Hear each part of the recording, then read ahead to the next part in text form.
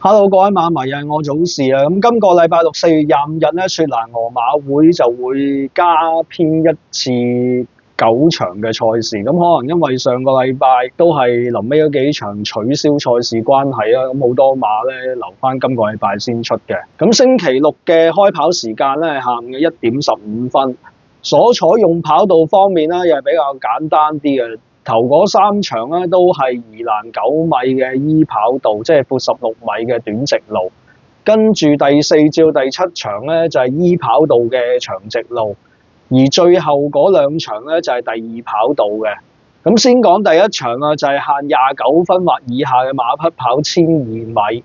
咁我嘅順序提供係8號嘅辣椒辣、4號嘅天狼星同埋7號嘅阿里，跟住係第2場4班1200米比較低分嘅組別，亦都係我今日其中一場嘅精選。我揀咗4號嘅一槍過上一次贏馬片段同大家分享。黃黑轉格3起步啦，雖然包尾，但係拱幾步上嚟已經攝翻上嚟中間位置啊！咁呢一場放咗出嚟，貼欄咧就有隻對我嘅好點，跟住開面鏟3咧就係勝者為王。呢兩隻馬再出咧都已經有接近嘅演出㗎。跟住再開面咧就係紅中啊、大外檔啊、預保精靈之後再出咗保重啊！咁而家嗰隻一槍過已經係攝翻上嚟貼欄嘅第5位轉彎，咁而家前邊嗰隻對我好點咧，一路放嚟一個馬位度，跟住就勝者為王。呢隻一槍過已經喺內欄嗰個攝到上嚟第4位啊，反而外檔嗰隻咧預保精靈啊，同埋呢個紅中咧，反而又蝕位啲嘅。咁而家入到嚟直路啊，對我好點啊，再領先一個馬位度，勝者為王啊，上嚟嘅反應咧就唔及呢個一槍過。一槍過而家喺貼欄咧攝咗出嚟中檔嗰度上嘅。而家前邊咧對我好點啊，就係放嚟個幾馬位，但係一槍過而家擺正咗平衡之後咧，衝刺已經過咗呢個勝者為王噶。最後階段咧一槍過越追越勁，咁過埋一隻對我好點咧，直奔終點係贏得幾輕鬆嘅。咁嘅一槍過其實都係前香港馬嚟㗎，嗰隻叫歌舞團咧，雖然喺香港係未入過3甲啊，咁但係上一次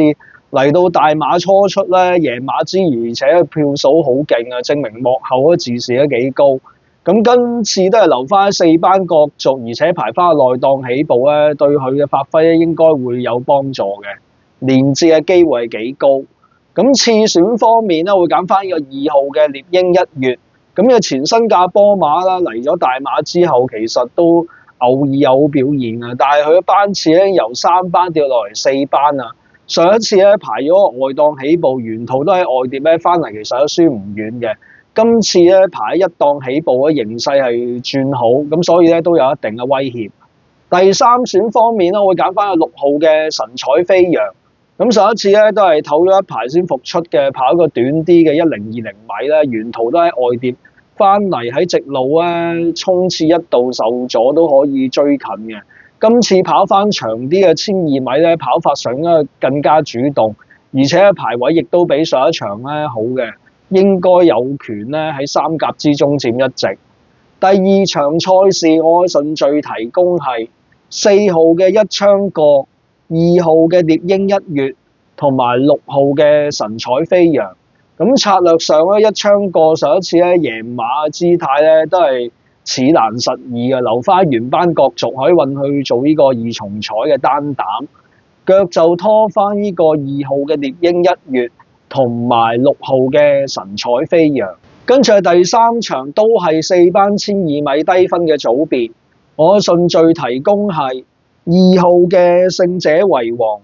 1號嘅莊家戰士同埋3號嘅文東。跟住第4場喺個5班1600米高分嘅組別，我嘅順序提供係1號嘅誘惑、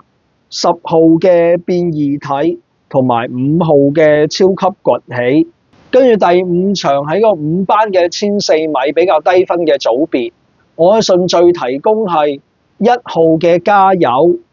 6號嘅印度大帥同埋8號嘅步步為營。跟住第6場4班嘅1400米比較高分嘅組別，我嘅順序提供係5號嘅生命之樹、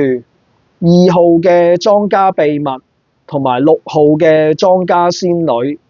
跟住係第七場4班1400米比較低分嘅組別，我嘅順序提供係8號嘅大大力、7號嘅御寶馬都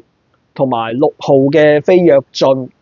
跟住係第8場3班1020米，亦都係我今日另外一場精選嘅場合。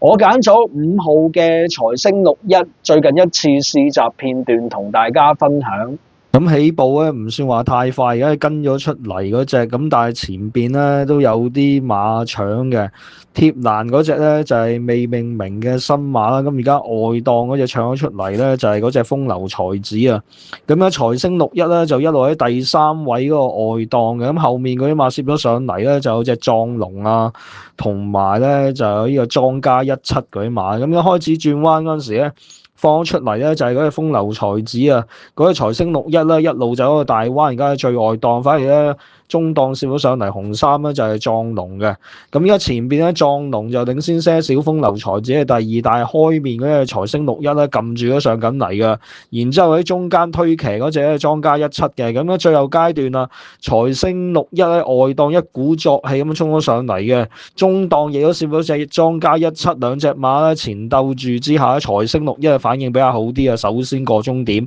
莊家17第2、第3就係壯龍。咁嘅財星61咧，雖然計級數好似3班咧就唔係話太着數，咁但係佢3班叫贏過馬嘅。最重要就係上次跑完呢個路程唔係輸得太遠之後咧，連續試咗4課閘先跑呢場嘅。咁到埋門啱啱睇嗰課咧係好輕鬆咁樣勝出嗰組試閘，證明呢隻馬咧狀態已經操好咗啊！今次再加強配搭，用呢個查維斯上陣咧，應該有助位望贏嘅機會嘅。咁次選方面咧，我會揀翻呢個2號嘅王者之王啊。咁呢隻馬上一次咧係進軍1級賽嘅冬菇金杯，跑較長嘅1200米，而且同場有啲大馬全大馬最快嘅馬匹喺度，咁所以佢跟唔到步速，翻嚟輸咗咧都係無話可説嘅。今次咧落翻嚟呢個3班角逐，而且跑翻去最近贏馬嘅路程咧，雖然排個外檔起步啊，都應該夠速度切入去爭勝嘅。咁第3選方面咧，我揀翻呢個3號嘅莊家皇帝。咁因為唯一嘅頭馬咧就係跑翻呢個同班同程嘅3班1020米嘅。咁上一次咧跑到呢個優越 B 級賽，級數高過3班賽嘅賽事咧，都係輸俾一隻喺大馬未輸過嘅富貴高升，咁所以今次咧落翻嚟3班角逐贏馬路程咧，亦都唔可以睇小佢嘅。第8場賽事，我順序提供係5號嘅財星61、2號嘅王者之王同埋3號嘅莊家皇帝。咁策略上咧，2、3、5呢3隻馬都係有放有追嘅，咁所以咧可以試下喺個鐵角 Q 埋位置 Q。跟住係第9場喺個5班嘅1150米高分嘅組別，我嘅順序提供係4號嘅頂級辣椒、10號嘅聖城飛區同埋3號嘅姻緣。咁下一次嘅雪蘭莪賽事咧就係好快啊，因為原定編排咧4月26號都有賽事嘅。咁嗰日嘅賽事咧就比較少啲，就係8場嘅，到時我哋再見啦，拜拜。